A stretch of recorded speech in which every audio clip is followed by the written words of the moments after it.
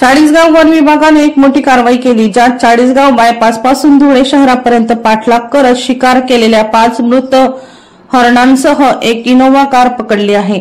कारमधील 5 संशयित हे कार सोडून पसार झाले असून वन विभाग त्यांचा शोध घेत आहेत। जंगलातील हरणांची शिकार करून त्यांच्या मांसाची विक्री करीत असल्याची गुप्त माहिती चाळीसगाव वन विभागाच्या वन परिक्षेत्र अधिकारी शीतल नगराणे यांना मिळाली होती।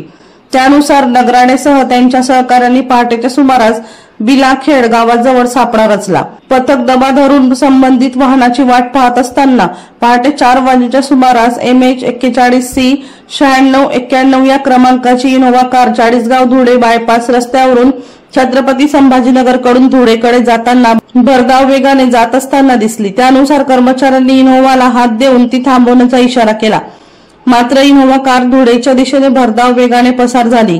ही कारवाई उप वन संरक्षक प्रवीण A व सहाय्यक व संरक्षक उमेश बिरासदार यांच्या मार्गदर्शनाखाली वन परिक्षेत्र अधिकारी शीतल नगराणे, वनपाल चंद्रशेखर पाटील यांनी केली।